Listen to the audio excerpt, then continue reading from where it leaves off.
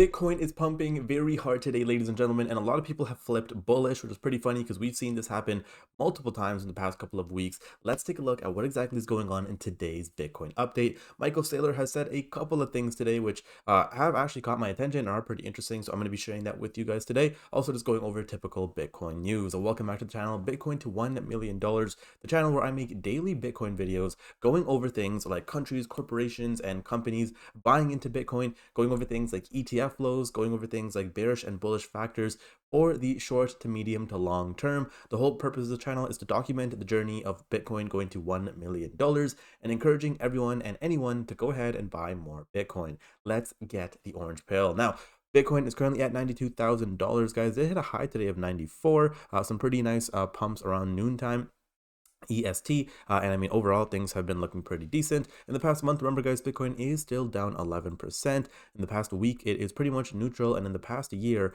we are only down 4.5%. Now, will we get to new all-time highs?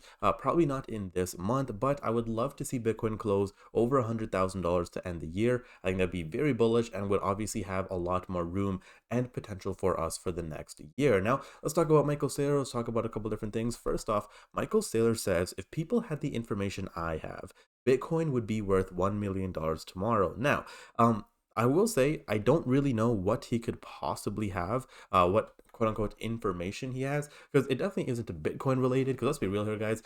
When it comes to Bitcoin, I mean, the Bitcoin white paper is public. Everyone has seen it. Everything about Bitcoin is pretty much in the public eye. So he's probably talking about something that is more so to do with fiat currency, maybe governments, maybe just the world in general, because it definitely isn't anything to do with Bitcoin. Let's be real here, guys. Michael Saylor has had multiple meetings with some of the top finance people in the world when it comes to banking, when it comes to just currencies, when it comes to trades. So surely he knows something that the general public doesn't know. So it definitely isn't Bitcoin related. Now, a lot of people were celebrating the $94,000 Bitcoin, guys. Again, very, very bullish and very, very cool to see. We're going to have to wait and see if we can hold 94 or even the 90s.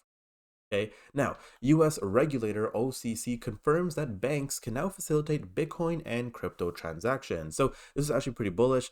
The US National Bank regulator says banks can now buy and hold Bitcoin for customers.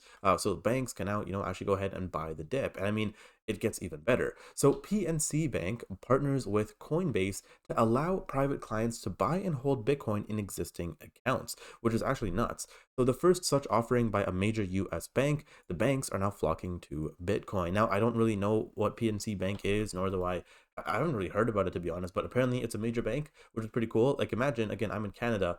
Imagine you could use like your Scotiabank app or your RBC app, and you could just buy and sell Bitcoin just directly on it, right? Assuming you're actually having your own private keys and it is your actual Bitcoin, this is huge, okay? Now, $700 billion Bernstein predicts that Bitcoin will reach $1 million by 2033. If this happens, guys, that would be insane. I mean, yeah, I'd love to see that happen. At 2033, I will be exactly 33 years old. If we see a $1 million Bitcoin at that year, it's pretty freaking cool. Okay.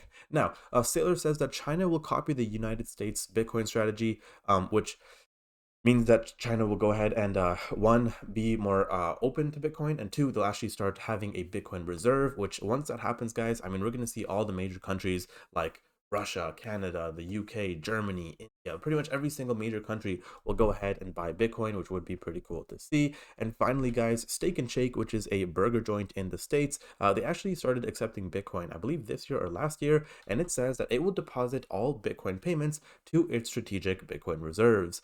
More Bitcoin partnerships to be announced. Steak and Shake is a Bitcoin company. Very freaking cool here, guys. Now, guys, that is going to be it for today's video. If you did enjoy, all I ask is you guys leave a like, subscribe down below, and share this video around with more people because I want to spread the message, and it would be amazing to try and get some cool milestones on this channel. Guys, that is it for today. I'll see you all in the next one. Take care.